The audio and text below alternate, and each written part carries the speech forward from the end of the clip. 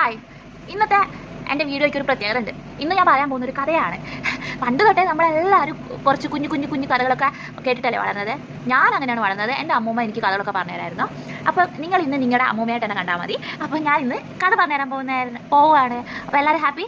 കഥ ഫുള്ളായിട്ട് കേൾക്കണം. ഇടയ്ക്ക് വെച്ച് സ്കിപ്പായി പോകരുത്. ബോറിംഗ് ഉണ്ടായാലും സ്കിപ്പായി പോകരുത്. മുഴുവനായിട്ട് കേൾക്കണം. എന്നാലും മാത്രമേ ഞാൻ എന്താ പറയാൻ ഉദ്ദേശിച്ചത് നിങ്ങൾക്ക് കൂടെ മനസ്സിലാവത്തുള്ളൂ. അപ്പോൾ വാ, എല്ലാവർക്കും നമ്മുടെ ഇന്നത്തെ കഥയിലേക്ക് സ്വാഗതം. കഥയ്ക്ക് പേരൊന്നുമില്ല, പക്ഷെ ഞാൻ പറയുവാണ്. ഒരിടത്ത് ഒരു രാജാവ് ഉണ്ടായിരുന്നു. ആ രാജാവ് ഭയങ്കര ക്രൂരനായിരുന്നു. അവരുടെ പ്രജകളെ അടിക്കും, ദ്രോഹിക്കും. അങ്ങനെയായിരുന്നു ആ രാജാവ്. എന്ന് വെച്ചാൽ നാട്ടിലൊരു ക്രമസമാധാനവും ഇല്ലാതായി. ആ രാജ്യത്ത് ജീവിക്കുന്ന പ്രജകൾ കഷ്ടപ്പെട്ടിട്ടാണ് ജീവിക്കുന്നത്. ഭയങ്കര അസുര വംശത്തിലെ രാജാവായിരുന്നു. ഭയങ്കര ദുഷ്ടനായിരുന്നു. അപ്പം ഇയാൾ സ്ത്രീകളെ അപമാനിക്കുക, ഇതൊക്കെയാണ് ഈ രാജാവിൻ്റെ പണി. അപ്പം ഈ രാജാവിൻ്റെ ഈ സ്വഭാവത്തിൽ രാജമാതാവിന് ഭയങ്കര വിഷമം ഉണ്ടായിരുന്നു. അതിൽ മനം നൊന്നിട്ട് രാജമാതാവ് മന്ത്രിയോട് പോയി പറഞ്ഞു, മന്ത്രി, രാജാവിനെ ഇങ്ങനെ വിട്ടാൽ ശരിയാവത്തില്ല. അവൻ്റെ ഈ സ്വഭാവം മാറ്റിയെടുക്കണം. അവനെ എനിക്ക് നല്ല ഒരു മനുഷ്യനായിട്ട് കാണണം എന്നിങ്ങനെ രാജമാതാവ് പറഞ്ഞു. ഏതൊരമ്മയും മക്കൾ നല്ല രീതിയിൽ ആവണമെന്നല്ലേ ആഗ്രഹിക്കില്ല. അതുപോലെ തന്നെ നമ്മുടെ രാജമാതാവ് ആഗ്രഹിച്ചു. അത്രയേ ഉള്ളൂ. അപ്പം ഈ മന്ത്രി ഭയങ്കര കൗശലക്കാരനാണ്. മന്ത്രി ഇങ്ങനെ ആലോചിച്ചു, എന്ത് ചെയ്യും ഇങ്ങനെ ആലോചിച്ചു. പിന്നെ മന്ത്രിക്ക് ഒരു ബുദ്ധി തോന്നി. മന്ത്രി ഈ രാജാവിന് ദൂത് അയക്കാൻ തുടങ്ങി. നമ്മുടെ ഈ പ്രാവിൻ്റെ കാലിൽ ദൂത് എഴുതി വെച്ച് അത് രാജാവിന് അയക്കാൻ തുടങ്ങി. പക്ഷെ മന്ത്രിയായിട്ടല്ല കേട്ടോ ദൂത് എഴുതുന്നത്, ഒരു പെണ്ണായിട്ടാണ് മന്ത്രി എഴുതുന്നത്. എന്ന് വെച്ചാൽ പ്രണയം തുളുമ്പുന്ന വരികളായിരുന്നു അതിലുണ്ടായിരുന്നത്. അപ്പം രാജാവിന് ഒരു ദിവസം ഈ കത്ത് വരുന്നു. അപ്പോൾ രാജാവ് അത് വായിക്കുന്നു. വലിയ മാറ്റമൊന്നുമില്ല. രണ്ടാമത്തെ ദിവസം വരുന്നു, ഇതേപോലെ മന്ത്രി ദൂത് അയക്കുന്നു. ഒരു പെണ്ണിൻ്റെ പേരിൽ മന്ത്രി ദൂത് അയക്കുന്നു. അപ്പോൾ രണ്ടാമത്തെ ദിവസം വലിയ മാറ്റമൊന്നുമില്ല. 3-4 ദിവസം കഴിഞ്ഞിട്ടും വലിയ മാറ്റമൊന്നുമില്ല. പക്ഷേ പിന്നെ രാജാവിൻ്റെ സ്വഭാവത്തിലൊക്കെ ചെറിയ മാറ്റങ്ങളൊക്കെ വരാൻ തുടങ്ങി. കാരണം അതുപോലെയാണ് നമ്മളെ മന്ത്രി എഴുതി വിടുന്നത്.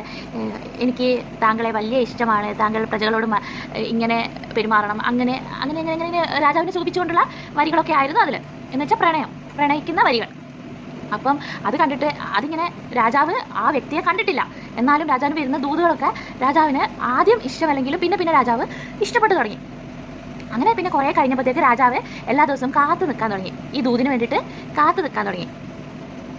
എങ്ങനെയുണ്ട് നമ്മുടെ രാജാവിൻ്റെ മനസ്സൊക്കെ മാറി കേട്ടോ. ഇപ്പം രാജാവ് ആ രാജ്യത്തെ നല്ലൊരു രാജാവാണ്. അങ്ങനെ ആക്കിയതാരാ? നമ്മുടെ മന്ത്രി. അത് മന്ത്രിയുടെ തന്ത്രപരമായ ബുദ്ധി കാരണം. എന്നിട്ട് ഒരു ദിവസം ഈ മന്ത്രി അവശനായി, രോഗശയ്യയിലായി. എന്ന് വെച്ചാൽ പുള്ളിക്കാരൻ്റെ മരണം അടുത്തു. ആ സമയത്ത് മന്ത്രിക്ക് തോന്നി അവസാനമായൊരു ദൂത് രാജാവിന് അയക്കണമെന്ന്. മന്ത്രി ഇങ്ങനെ രോഗശയ്യയിലായപ്പം കുറച്ച് ദിവസങ്ങളിൽ ഈ ദൂതൊന്നും വന്നില്ല. അപ്പോൾ രാജാവിന് ഭയങ്കര വിഷമായി കേട്ടോ. രാജാവ് ഇങ്ങനെ കാത്തിരുന്നു ദൂതിന് വേണ്ടിയിട്ട്. പക്ഷെ വന്നില്ല. എന്നിട്ടും കുറേ നേരം കാത്തിരുന്നു, എന്നിട്ടും വന്നില്ല. അപ്പം മന്ത്രി അവസാനമായൊരു ദൂത് അയച്ചു. ആ ദൂത് ഇങ്ങനെയായിരുന്നു: ഞാനിപ്പോൾ രോഗശയ്യയിലാണ്, എൻ്റെ മരണം ഉടനടി ഉണ്ടാവും എന്നൊക്കെ പറഞ്ഞിട്ടുള്ള ഒരു ദൂതായിരുന്നു. അപ്പം ആ ദൂത് കിട്ടിയപ്പോഴത്തേക്ക് രാജാവ് ഭയങ്കരമായിട്ട് വിഷമിച്ചു. കാരണം ഇതുവരെ കണ്ടില്ലെങ്കിൽ പോലും രാജാവിന് ഭയങ്കര പ്രിയപ്പെട്ടതായിരുന്നു ആ ദൂത്. അതിനെ ഒരുപാട് പ്രണയിക്കുന്നുണ്ടായിരുന്നു. കണ്ടില്ലെങ്കിലും ആ വരികൾക്കും ഒക്കെ രാജാവിൻ്റെ സ്വഭാവത്തിനെ ഭയങ്കരമായിട്ട് സ്വാധീനിക്കുന്നുണ്ടായിരുന്നു. അങ്ങനെ രാജാവിന് ഭയങ്കര വിഷമമായി. അങ്ങനെ മന്ത്രി മരിച്ചു. പിന്നെ ദൂത് വരാതെയായി. അപ്പം ഇതിലെ മനം നൊന്നിട്ട് രാജാവിന് മനസ്സിലായി, തൻ്റെ പ്രിയതമ ഇപ്പോൾ ഇല്ല, മരിച്ചു എന്ന്. രാജാവ് വിചാരിക്കുന്നത് പ്രിയതമയാണെന്നാണല്ലോ. പ്രിയതമ ഇപ്പോൾ ഇല്ല, മരിച്ചു എന്ന് മനസ്സിലാക്കിയ രാജാവ് അതിൽ മനം നൊന്നിട്ട് ആത്മഹത്യ ചെയ്തു. പാവല്ലേ. അപ്പം ഞാൻ ഇതിൽ നിങ്ങളോട് പറയാൻ ഉദ്ദേശിക്കുന്നത്, ലവ് ഈസ് പവർഫുൾ. ഒരാളെ ജീവൻ്റെ വിലയുണ്ട് പ്രണയത്തിന് എന്നാണ് ഞാൻ ഈ കഥയിൽ നിങ്ങൾക്ക് പറഞ്ഞു തരാൻ ഉദ്ദേശിക്കുന്നത്. പ്രണയത്തിന് കാണണ്ട, ഒന്നും വേണ്ട. നമ്മളെ ഒരു ദൂത് കണ്ടിട്ടാണല്ലേ രാജാവിന് ഇഷ്ടം തോന്നിയത്. അങ്ങനെ മതി ആത്മാർത്ഥ പ്രണയം. അപ്പം അത് ഭയങ്കര പവർഫുള്ളാണ്. ആ പ്രണയത്തിന്, കാണാത്ത ഒരു പ്രണയത്തിന് വേണ്ടി ജീവൻ കൊടുക്കണമെങ്കിൽ പ്രണയം അത് പവർഫുൾ തന്നെയാണ്. അപ്പം പ്രണയം പവർഫുള്ളാണെന്ന് വിശ്വസിക്കുന്നവരൊക്കെ നിങ്ങളുടെ ഈ പോസ്റ്റിന് താഴെ കമൻറ്റ് ചെയ്യണം. പിന്നെ നിങ്ങളെ പ്രണയത്തിനെ പറ്റിയുള്ള കോൺസെപ്റ്റ് ഈ പോസ്റ്റിന് താഴെ എല്ലാവരും പറയണം കേട്ടോ. ഞാൻ കാത്തിരിക്കുകയാണ് എല്ലാവരെയും റിപ്ലൈക്ക്. അപ്പോൾ ശരി, ഇതുപോലത്തെ വേറൊരു ടോപ്പിക്കായിട്ട് കാണാം. അതിലേക്കും വേറൊരു കഥയായിട്ട് കാണാം. അതിലേക്കും ഇറ്റ്സ് മീ ആരുണിമ ടെക്കി. ബൈ.